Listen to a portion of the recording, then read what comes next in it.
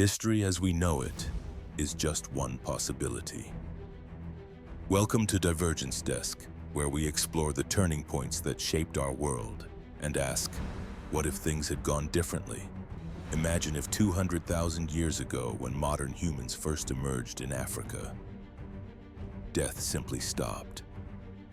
No disease could kill, no aging occurred, no accidents proved fatal. What began as humanity's greatest gift would become our species' ultimate curse.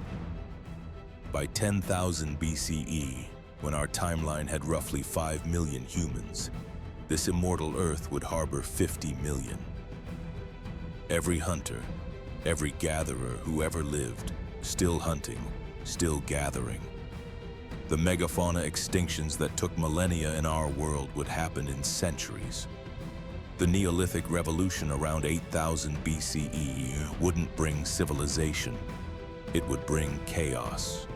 With immortal populations, the invention of agriculture couldn't support the numbers. Fertile river valleys like Mesopotamia would be stripped bare within generations, not centuries. By 3000 BCE, when our timeline supported 50 million humans, immortal Earth would face 2 billion. The Bronze Age couldn't happen. There wouldn't be enough copper and tin. Every technological advancement would be stillborn, crushed under the weight of infinite population growth. Rome could never rise. By the time Caesar should have crossed the Rubicon in 49 BCE, immortal Earth would hold 50 billion people. The Mediterranean would be a dead sea, stripped of fish. Italy's 7 hills would be mountains of human bodies, standing room only. The Middle Ages would be an age of perpetual famine. By 1000 CE, with 500 billion immortals, even cannibalism couldn't sustain the population.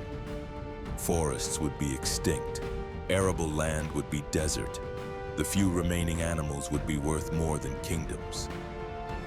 Here lies our divergence point. In our timeline, death created scarcity, which drove innovation, which enabled civilization. But what if at the moment consciousness emerged, the cellular mechanism of death simply switched off? What would follow wouldn't be paradise, it would be hell on earth. The Industrial Revolution of the 1800s? Impossible. Coal and iron ore would be exhausted before steam engines were invented. With trillions of immortals competing for resources, technological progress would halt. We'd be trapped in an eternal stone age, but with the population of 1 trillion worlds. Today, in 2024, immortal Earth would hold approximately 100 trillion humans. That's every person who ever lived, still living. The entire land surface would provide 1.5 square meters per person, less than a parking space. The ocean would be a soup of human waste. The mathematics are stark. Current food production feeds 8 billion with difficulty. Feeding 100 trillion immortals would require 12,000 times more food than Earth can produce. Photosynthesis itself couldn't capture enough solar energy to sustain such numbers. 100 trillion humans breathing would consume Earth's oxygen in decades. The carbon dioxide from their exhalation would create a greenhouse effect beyond Venus. The atmosphere would become unbreathable, yet the immortals would endure conscious but suffocating for eternity.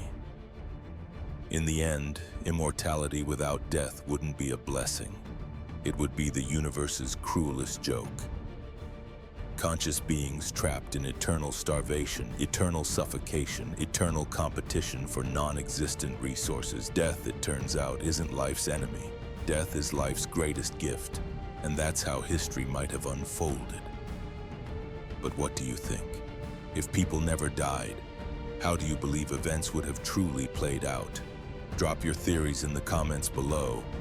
And if you enjoyed this journey through alternate history, check out our other explorations here on Divergence Desk. Until next time, question everything.